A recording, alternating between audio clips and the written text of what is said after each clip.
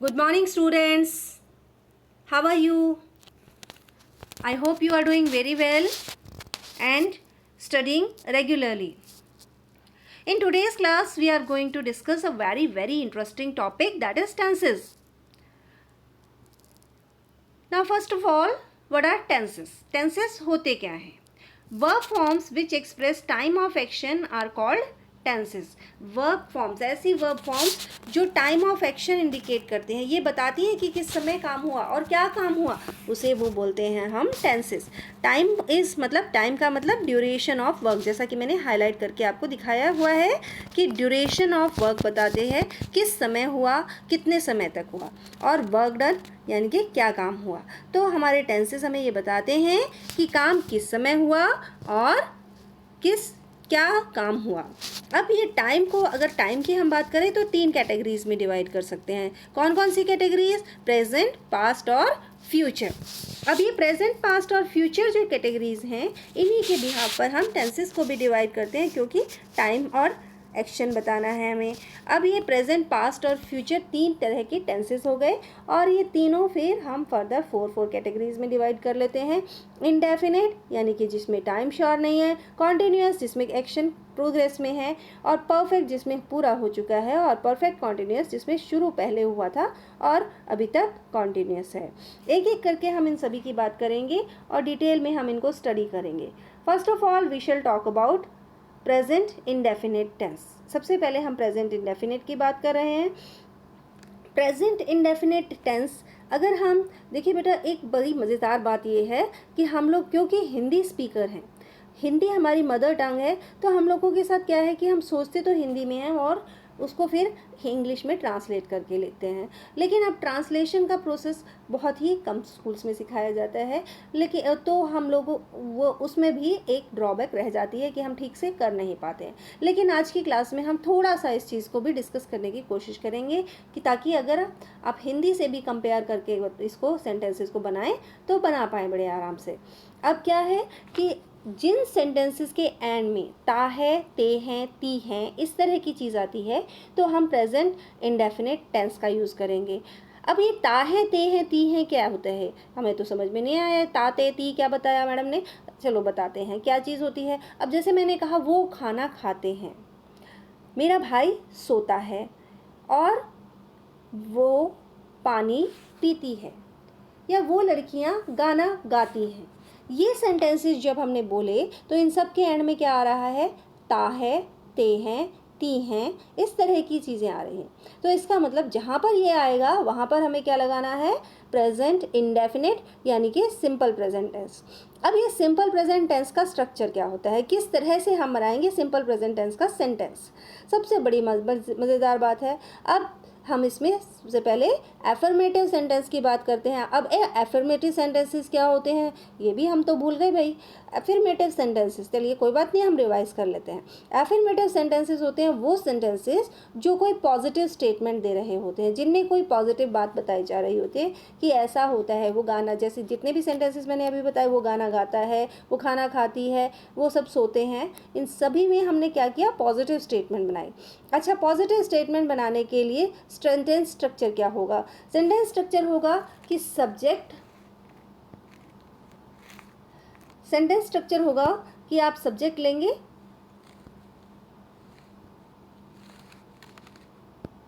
Subject उसके साथ verb form. अब ये सब्जेक्ट क्या हो सकता है? सब्जेक्ट हो सकता है सिंगुलर और प्लूरल. अब सिंगुलर और प्लूरल आपने नाउन्स किए हैं, सिंगुलर और प्लूरल. सिंगुलर नाउन बॉय से, plural noun boys, singular noun girl, plural noun girls. तो इस तरह से student students, goat goats, cow cause.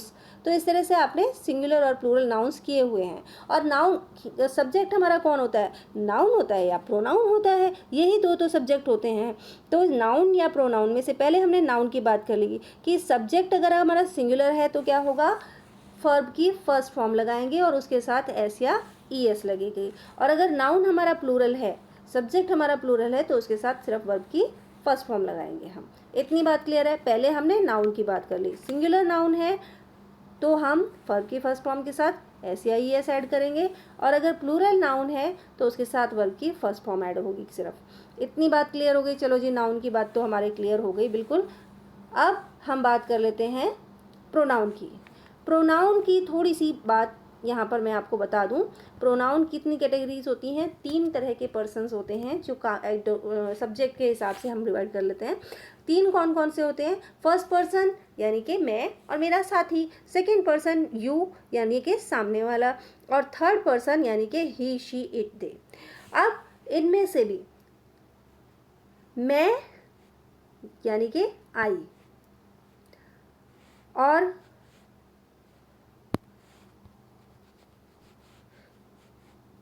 मैं यानी कि आई, हम यानी कि वी, और यू और दे।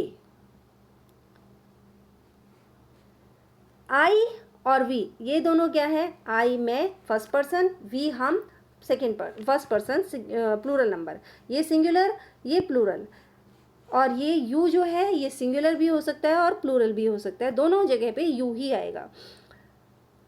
जहाँ पर ये हैं तो उनके साथ हम प्लूरल वाला फार्मूला फॉलो करेंगे, और इनके साथ ही दे के लिए भी हम प्लूरल वाला फार्मूला फॉलो करेंगे।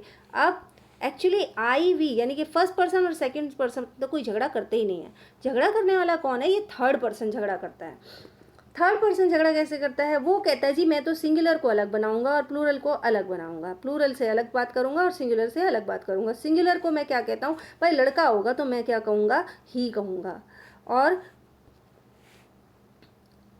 लड़की होगी तो मैं क्या कहूँगा? शी कहूँगा, और अगर नॉन लिविंग थिंग होगी या कोई एनिमल होगा या कोई बेबी होगा तो इट कहूँगा, और प्लूरल के लिए कहूँगा दे। अब ये सारा सिस्टम इसकी वजह से चेंज होता है। क्या चेंज होता है वो डिस्कस कर लेते हैं। अगर अब ज़रा बात करते हैं हम कि अगर हमारा सब्जेक्ट आई वी यू और दे इनमें से कोई है तो हम क्या करेंगे? प्लूरल सब्जेक्ट लगाएंगे, ये इनको हम प्लूरल सब्जेक्ट काउंट करेंगे और इनके साथ फर्स्ट फॉर्म ऑफ वर्ब लगाएंगे। लेकिन अगर हमारा सब्जेक्ट ही शी इट है या कोई सिंगुलर नाउन है, बॉय गर्ल, तो हम उसके साथ, या फिर किसी का नाम दिया हुआ है मोहन, सोहन, श्याम, सीता, तो उनके साथ क्या लगाएंगे? वर्ब की फर्स्ट फॉर्म के साथ एस या ई एस ऐड करेंगे। ठीक है, इतनी बात क्लियर है कि अगर सिंगुलर सब्जेक्ट है तो उसके साथ एस, वर्ब की फर्स्ट फॉर्म के साथ एस या ई एस ऐड करना है। अच्छा, एक और बड़ी प्यारी सी बात बता देती हूँ आपको यहाँ पे। बड़ी प्यारी सी बात क्या है कि जो नाउन है वो हमेशा सिंगुलर में एग्जिस्ट करता है। जैसे मैंने अभी बॉय का बॉयज़ बताया, आपको गर्ल का गर्ल्स बताया, ऐसे या ई एस लगा के हम प्लूरल बनाते हैं। लेकिन वर्ब जो है वो हमेशा प्लूरल में एग्जिस्ट करती है। जैसे प्ले, प्लूरल वर्ब होगी यहाँ पर लगेगी, और अगर उसको सिंगुलर बनाना हो तो हमें उसमें एस या ई ऐड करना पड़ेगा और वो प्लेस बन जाएगी। ठीक है, यहाँ पर नाउन में एस या ई एस ऐड करके प्लूरल बनेगा, यहाँ पर एस या ई एस ऐड करके सिंगुलर बनेगा। ये बात अपने माइंड में लॉक कर लीजिए आप हमेशा के लिए। प्रेजेंट इंडेफिनिट में आपसे गलती नहीं होगी। अब बात कर लेते हैं she कुक्स food in the evening. अब यहाँ पर आप देखिए, ये जो शी है ये थर्ड पर्सन सिंगुलर नंबर है, तो इसके साथ हम क्या लगाएंगे? हमने बात की थी सिंगुलर पर सब्जेक्ट के साथ क्या लगेगा? वर्ब की फर्स्ट फॉर्म के साथ एस या ई एस। कुक के साथ हमने यहाँ पर एस लगा दिया तो हमारा ये सिंगुलर सेंटेंस बन गया। फिर दे हमारा प्लूरल वर्ब है, प्लूरल नाउन है, तो प्लूरल के साथ हमने वर्ब की फर्स्ट फॉर्म लगा दी। ये सेंटेंस बन गया हमारा सही एफर्मेटिव सेंटेंस। ठीक है, अब इतनी बात हमने प्रेजेंट इंडेफिनिट की कर ली। अब इसके बाद हम प्रेजेंट इंडेफिनिट के नेगेटिव सेंटेंसेस की बात करेंगे। नेगेटिव सेंटेंस बनाना हो इनमें से तो हम क्या करेंगे? नेगेटिव सेंटेंस बनाने के लिए हम क्या करेंगे? वो वर्ब की जो फर्स्ट फॉर्म हमने लगाई थी उसमें हमने एस या ई एस ऐड किया था सिंगुलर सब्जेक्ट के साथ, लेकिन यहाँ क्या करेंगे? एस या ई एस ये डू डज के साथ लग जाएगा, यहाँ पर डज बन जाएगा, डज नॉट आ जाएगा और वर्ब की फर्स्ट फॉर्म आ जाएगी, और प्लूरल सब्जेक्ट में डू नॉट आ जाएगा और उसके साथ वर्ब की फर्स्ट फॉर्म आ जाएगी। जैसे यहाँ पर एग्जाम्पल देखिए, Geeta does not like milk. Geeta कौन है? थर्ड पर्सन सिंगुलर नंबर है तो उसके साथ हमने लगा दिया डज नॉट और वर्ब की फर्स्ट फॉर्म आ गई लाइक। और फिर वी क्या है? प्लूरल नंबर, तो प्लूरल नंबर के साथ हमने लगाया डू नॉट, और डू नॉट के साथ वर्ब लगा दी हमने प्ले। दोनों जगह पे वर्ब की फर्स्ट फॉर्म आई है, लेकिन सिंगुलर जहाँ पर सब्जेक्ट था वहाँ पर डज नॉट लगाया और जहाँ पे प्लूरल था वहाँ पर डू नॉट लगा दिया। अब हम बात कर लेते हैं कि नेगेटिव सेंटेंसेस अगर हमें अब इंटरोगेटिव सेंटेंसेस बनाने हो तो किस तरह से करेंगे। इंटरोगेटिव सेंटेंसेस बनाने के लिए हम क्या करेंगे, डू और डज इनके साथ हम सब्जेक्ट और फिर फर्स्ट फॉर्म ऑफ वर्ब का यूज़ करेंगे। डू डज पहले आ जाता है इंटरोगेटिव सेंटेंस बनाते समय, हम डू या डज को क्वेश्चन के पहले फॉर्म में आ जाते हैं। ये क्वेश्चन फॉर सेंटेंस की स्ट्रक्चर ही इस तरह की होती है कि पहले हम डू और डज यानी कि हेल्पिंग वर्ब को ले आते हैं, उसके बाद हमारा सब्जेक्ट आता है और फिर वर्ब की फर्स्ट फॉर्म आती है। यहाँ पर इंटरोगेटिव क्योंकि हम सिंपल प्रेजेंट की बात कर रहे हैं तो डू डज आएगा, और टेंसेज में दूसरे वर्ब्स आती हैं उनकी भी बाद में बात करेंगे। और अगर क्वेश्चन वर्ड से हमारा सेंटेंस हो रहा है तो पहले क्वेश्चन वर्ड आएगा, उसके बाद डू डज आएगा, फिर हमारा सब्जेक्ट आएगा और फिर वर्ब की फर्स्ट फॉर्म आएगी।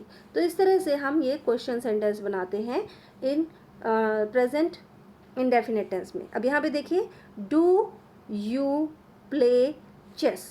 डू हमने बिगिनिंग में लगाया क्योंकि यू हमारा सब्जेक्ट है और फिर प्ले हमारा मेन वर्ब की फर्स्ट फॉर्म आ गई।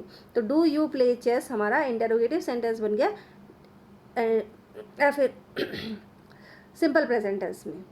इतनी बात क्लियर हुई, चलिए आगे बढ़ते हैं।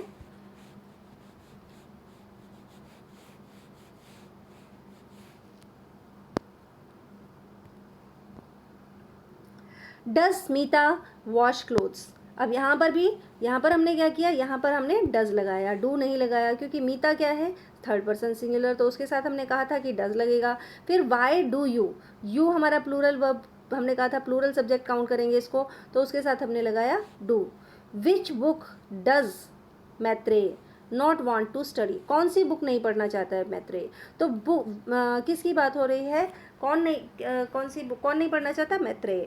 तो मैत्रेय कौन है, थर्ड पर्सन सिंगुलर नंबर, उसके बाद क्या साथ आ जाएगा, does. Which book does Maitreya not want to study, कौन सी बुक नहीं पढ़ना चाहता है। तो अब यहाँ पर हमने डज लगाकर अपने सेंटेंस को इंटरोगेटिव बनाया। ठीक है, इतनी बात क्लियर हो गई सबको। अब हम आगे बढ़ते हैं। हमें पता लग गया कि सेंटेंस स्ट्रक्चर हमने क्या यूज़ करना है सिंपल प्रेजेंट टेंस में। अब इस सेंटेंस का यूज़ हम किस किस जगह पर कहाँ करते हैं वो बात डिस्कस कर लेते हैं। सबसे पहले टू एक्सप्रेस हैबिचुअल एक्शन, कोई भी हैबिट से जो एक्शन करते हैं, आदत से जो काम किया जाता है उसको एक्सप्रेस करने के लिए हम प्रेजेंट इंडेफिनिट टेंस का यूज़ करते हैं। अब ये आदत से काम का क्या मतलब है, एवरी या मतलब जो काम रोज़ रोज़ किया जाए या रेगुलर इंटरवल्स पे किया जाए, हैबिट से करा जाए, उसके लिए हम इसका यूज़ करेंगे।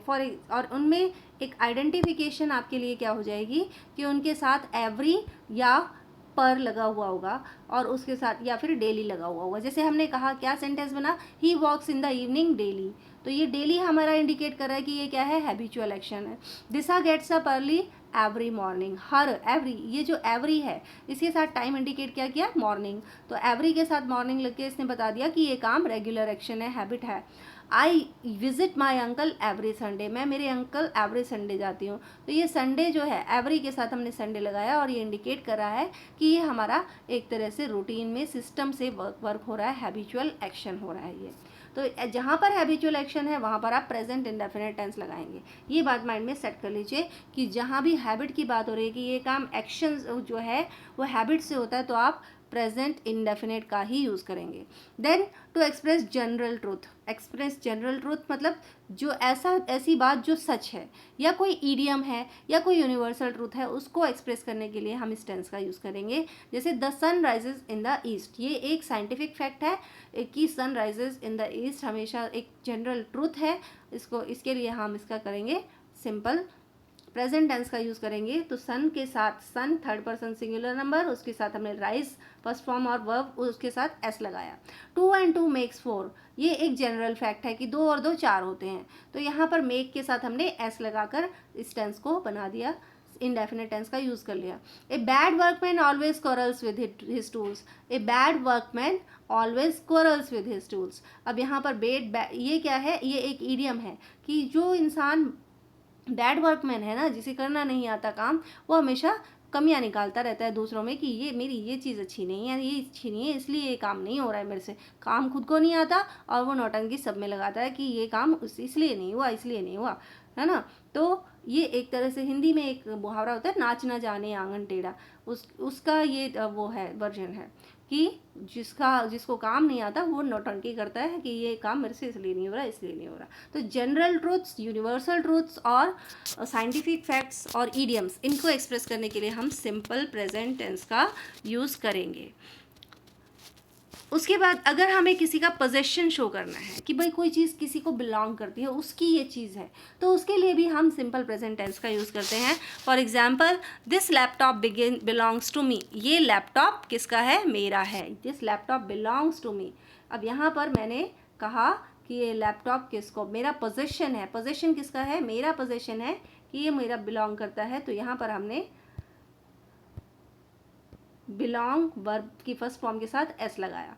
वी हैव दिस बुक, अब यहाँ भी पोजेशन शो हो रहा है, हैव लगाया वी के साथ, जो कि सिंपल प्रेजेंट टेंस है यहाँ पे। तो यानी अब तीसरी चीज़ क्या हो गई, पोजेशन शो करने के लिए हमने टेंस का यूज़ किया। उसके बाद हम बात कर लेते हैं एक्सक्लामेटरी सेंटेंसेस की।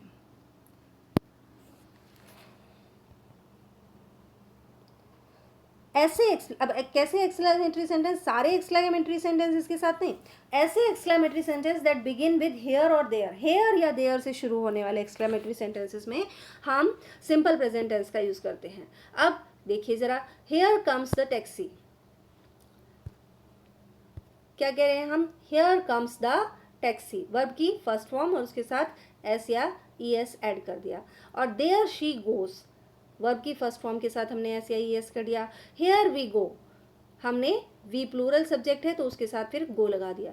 अब जरा एक बड़े मज़ेदार सी इसमें और एक और बात देख लीजिए कि ये exclamatory sentence here, there, there से शुरू हो रहे हैं, लेकिन इनमें हमें ये ध्यान रखना है कि अगर हमारे सेंटेंस में जो सब्जेक्ट दिया है वो एक नाउन है, तो नाउन जो है वो सेंटेंस के एंड में आएगी, और अगर वो एक प्रोनाउन है तो वो सेंटेंस में मिड में आएगा, यानी कि वर्ब से पहले आएगा।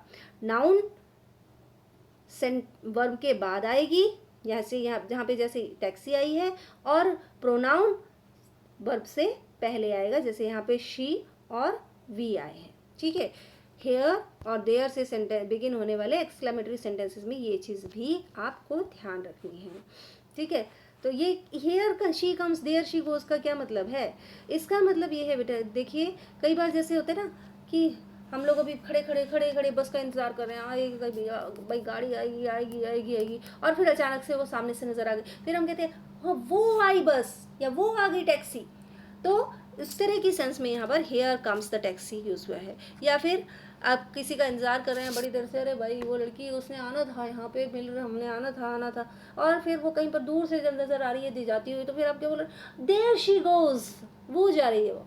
या फिर आपने बड़ी देर से प्लान कर रखा था कि कुछ करना है, मम्मी पापा करने नहीं दे रहे, और फिर आपने मौका देखा कि मम्मी पापा कोई पड़ोसी आ गया, बात करने लग गए, तो फिर वो कहते हैं, आप कहते हैं हेयर वी गो, अब हम जाते हैं, अब हम करेंगे मनमानी, जब क्योंकि मम्मी पापा तो बातों में बिजी हो गए, है ना। तो इस तरह की सिचुएशंस में हम ये सेंटेंसेस एक्सक्लेमेटरी सेंटेंसेस बनाते हैं, और इनके एंड में फुल स्टॉप लगाएंगे, एक्सक्लेमेटरी मार्क नहीं लगाएंगे। ठीक है, आप ज़रा और आगे बढ़ जाते हैं, कंडीशनल सेंटेंसेस। अब कंडीशनल सेंटेंसेस वैसे तो कई तरह के होते हैं, लेकिन यहाँ पर हम फर्स्ट टाइप की कंडीशन की ही बात करेंगे।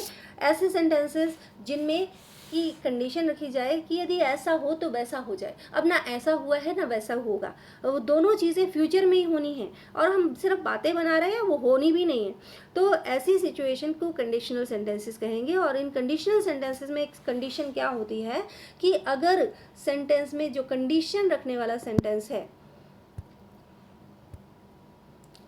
वो इफ से शुरू होता है और कंडीशनल सेंटेंस है, तो पहला जो पार्ट है जो कंडीशनल सेंटेंस है उसको हम V1 यानी कि प्रेजेंट इंडेफिनिट टेंस का यूज़ करेंगे, और उसका जो दूसरा पार्ट होगा, जो मेन पार्ट होगा, उसमें फ्यूचर इंडेफिनिट का यूज़ होगा, यानी विल शैल के साथ फर्स्ट फॉर्म का यूज़ होगा। अब ज़रा इस एग्जाम्पल देख लीजिए, if you start this work, अगर आप इस काम को शुरू करते हैं, तो ही विल इन्फॉर्म मी, तो वो मुझे इन्फॉर्म कर देगा।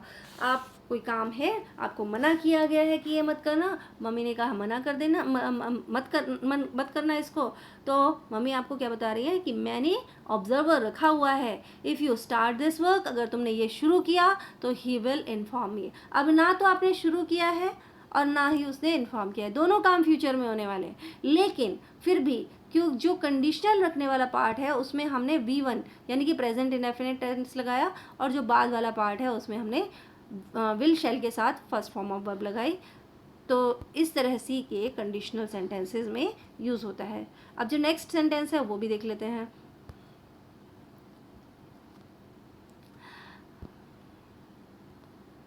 If he does not work hard he will fail, अगर उसने मेहनत नहीं की तो वो क्या होगा, फेल हो जाएगा। अब ना तो उसने एग्ज़ाम अभी दिए हैं, ना वो फेल हुआ है, दोनों काम फ्यूचर में होंगे, मेहनत करेगा तो पास हो जाएगा, नहीं करेगा तो फेल हो जाएगा। तो यहाँ पर भी क्या है कि यहाँ जो कंडीशन रखने वाला पार्ट है उसमें हमने सिंपल प्रेजेंट, प्रेजेंट इंडेफिनिट लगाया, और जो रिजल्टेंट पार्ट है उसमें सिंपल फ्यूचर लगाया। इतनी बात क्लियर हो गई आपको। चलिए आगे हम कंटिन्यू करते हैं। In to introduce quotes with verb says, quotes introduce करने के लिए भी हम इसका यूज़ करते हैं। कोट्स क्या होता है, किसी की बातों को उसी के शब्दों में कहना, उसे हम कोट करना कहते हैं। और कोटेशंस को इंट्रोड्यूस करने के लिए, बिगिन करने के लिए हम सेज के साथ यानी कि सिंपल प्रेजेंट टेंस के साथ इसको यूज़ करते हैं। अब यहाँ पे देखिए इन दोनों सेंटेंसेस में Newton says every action has an equal and opposite reaction. अब की मतलब तो क्या हुआ, न्यूटन कहता है कि हर एक्शन का इक्वल और अपोजिट रिएक्शन होता है। अब यहाँ पर क्या वो कहता ही रहता है, नहीं, ऐसा नहीं है। उसने तो एक ही बार कहा था, अब उसने एक बार कहा था, हम उस बात को इंट्रोड्यूस, उसके शब्दों को अभी के अभी इंट्रोड्यूस कर रहे हैं, तो हम सेज लगाएंगे। अब नेक्स्ट सेंटेंस क्या है, Keats says, Keats says, Keats क्या कहते हैं, a thing of beauty is joy forever, कि जो खूबसूरत चीज़ है वो हमेशा ही खुशी देती है। अब यहाँ पर भी वो बार बार थोड़ी ना कह रहा है, एक ही बार कही थी उसने बात, तो हैबिट्स नहीं है, लेकिन क्योंकि हमने कोट इंट्रोड्यूस किया है, उसकी बात को बताया है एज इट इज़, तो यहाँ पर सेज के साथ हमने सिंपल प्रेजेंट टेंस लगाया। ठीक है, अब नेक्स्ट जो है, अब बड़ा मज़ेदार सी बात है। मज़ेदार सी बात क्या है कि simple present for vivid narrative as a substitute of simple past. Present tense, simple present tense को हम पास्ट के सब्स्टिट्यूट के तौर पर यूज़ कर सकते हैं। हाँ जी, बिल्कुल सही बोल रही हूँ। सिंपल प्रेजेंट टेंस एक ऐसा टेंस है जो प्रेजेंट के लिए भी यूज़ होता है, पास्ट के लिए भी होता है और फ्यूचर के लिए भी होता है। अभी चले पास्ट की बात करते हैं कि पास्ट की विविड नैरेटिव, क्लियर कहानी जब बतानी हो, तब हम present tense, simple present tense का यूज़ करेंगे पास्ट के सब्स्टिट्यूट के तौर पर। एग्जाम्पल देख लेते हैं। रावणा फाइट्स ब्रेवली, यहां पर देखिए, Ravana fights bravely but he is killed in the end. अब यहाँ पर ये क्या है, अब सबको पता है कि रावण ने बहादुरी से लड़ी थी और लेकिन वो मारा गया था। अब यहाँ भी लेकिन हम क्या कह रहे हैं, रावण ने बड़ी बहादुरी से लड़ाई, Ravan fights bravely but he is killed in the end, लेकिन वो अंत में मरता है। रावण ने बहादुरी से लड़ता है लेकिन फिर मर जाता है। अब जब आप सपोज कीजिए आप कोई मूवी देख के आए, और मूवी देख के आने के बाद या फिर रामलीला देखने गए थे आप, और रामलीला देख करके आप आए और आकर आप अपने दोस्त को बता रहे हो, क्या कह रहे हो कि अरे रावण बड़ी बहादुरी से लड़ता है लेकिन मारा जाता है। अब यहाँ पर क्या है, यही तो सिचुएशन है, यही तो बात बता रहे हैं हम कि रावण बहादुरी से लड़ता है और मारा जाता है। ये सिर्फ पास्ट को सब्स्टिट्यूट कर दिया, किससे सब्स्टिट्यूट कर दिया, सिंपल प्रेजेंट से। ठीक है, अब इसके और एग्जाम्पल देखिए। आप लोगों ने फिल्म देखी होगी, अभी कुछ टाइम पहले आई थी बड़ी अच्छी सी फिल्म तान्हाजी इन्वेड्स, उसकी लाइन बताती हूँ। Tanhaji invades the Kondhana fort. Tanhaji ने क्या किया, इन्वेड किया मतलब घुसपैठ कर दी, चुपके से घुस गए, कहाँ पर, कोंठाना फोर्ट में। Tanhaji invades the Kondhana fort, fights bravely and kills Udaybhan Singh Rathore. अब यहाँ पर क्या हुआ कि इन्वेड, तानाजी कोंठाना किले में घुसते हैं, बहादुरी से लड़ते हैं और उदयभान सिंह राठौर को मार डालते हैं। अब ये वहाँ पर भी हमने सिंपल प्रेजेंट टेंस का यूज़ किया। देन देखिए वही कहानी जो मैं बता रही थी कि then the hero comes, hits the villain in the face and saves the heroine. अब यहाँ पर भी क्या हुआ, hero comes, hits the villain in face, क्या करता है, हिट करता है विलेन को फेस में, एंड सेव्स द हीरोइन, और हीरोइन को बचा लेता है। अब ये हम क्या कर रहे हैं, कल फिल्म देख के आए थे, उसकी कहानी बता रहे हैं, और उसकी कहानी बताने के लिए हम क्या कर रहे हैं, सिंपल प्रेजेंट टेंस का यूज़ कर रहे हैं। बिल्कुल वैसे ही जैसे आप हिंदी में आके अपने दोस्त को सारी कहानी बताते हैं मूवी की। अभी मैंने आपको बताया था कि हम इस टेंस को फ्यूचर के लिए भी यूज़ करते हैं। तो कैसे यूज़ करते हैं, to indicate a future event which is part of a plan और अरेंजमेंट, एक ऐसी फ्यूचर इवेंट जो किसी प्लान या अरेंजमेंट का हिस्सा होती है, उसके लिए हम सिंपल प्रेजेंट टेंस का यूज़ करते हैं फ्यूचर इवेंट को भी बताने के लिए। कैसे, this year Dussehra falls on 25 October, falls on 25 अक्टूबर, कि इस साल दशहरा कब है, 25 अक्टूबर को है। अब कब, ये क्या है, अब पंचांग से सब कुछ देख दाख के पंडितों ने पहले से देख दाख के बता रखा है, भाई दशहरा 25 अक्टूबर को पड़ेगा। तो यहाँ पर फॉल्स जो है हमने सिंपल प्रेजेंट टेंस लगाया, जो कि अभी आया नहीं है, कब आएगा, अक्टूबर में आएगा, तो उस समय के लिए हमने यहाँ पर फॉल्स लगा दिया। अब the exam commences next week, commences means begins, next week, अभी शुरू नहीं हुआ है, कब शुरू होगा, फ्यूचर में, लेकिन प्लान्ड है, प्लान बना रखा है चीज़ का, तो यहाँ पर कमेंसेस आ जाएगा, सिंपल प्रेजेंट टेंस आ जाएगा। The school reopens next month, school अगले महीने खुल जाएंगे। अब स्कूल रीओपन्स नेक्स्ट मंथ, अभी तो नहीं खुले, कब होगा, फ्यूचर में होगा, लेकिन हम क्या लगा रहे हैं, सिंपल प्रेजेंट टेंस, इस फ्यूचर को इंडिकेट करने के लिए। और क्यों लगा रहे हैं, क्योंकि ये प्लान बनाया जा रहा है, ये प्लानिंग की जा रही है कि अगले महीने से स्कूल्स खोल दिए जाएंगे। तो इस तरह की सिचुएशन में जब किसी प्लान या अरेंजमेंट या टाइम टेबल से डिसाइडेड हो फ्यूचर की कोई इवेंट, तो हम सिंपल प्रेजेंट टेंस से फ्यूचर भी इंडिकेट करते हैं। तो कितना इम्पॉर्टेंट टेंस था ये, कितना इम्पॉर्टेंट चीज़ थी इसमें डिस्कस करने की, और इस चीज़ को अभी आप माइंड में सेट कीजिए। अभी आज की डेट में हम सिर्फ सिंपल प्रेजेंट टेंस के बारे में बात करेंगे, और उसके बाद नेक्स्ट जब हमारी क्लास होगी तो हम बाकी के टेंसेस करेंगे। लेकिन तब तक आप इसे डिस्कस कीजिए अपने माइंड में, और इससे रिलेटेड सेंटेंसेस बनाइए, और आपस में डिस्कशन कीजिए कि किस तरह से आप इसका यूज़ कर सकते हैं। We are doing our literature work also. देखिए बेटा, आपका लिटरेचर सेक्शन जो है वो 40 मार्क्स का है, यानी कि 50% of your paper is from that particular part. तो उस पर भी अपना कंसंट्रेट कीजिए, और अपने सेंटेंस स्ट्रक्चर और ग्रामर के लिए हम ये वीडियोज़ आपको भेजते रहेंगे। Keep studying, keep learning. Thank you and have a nice day.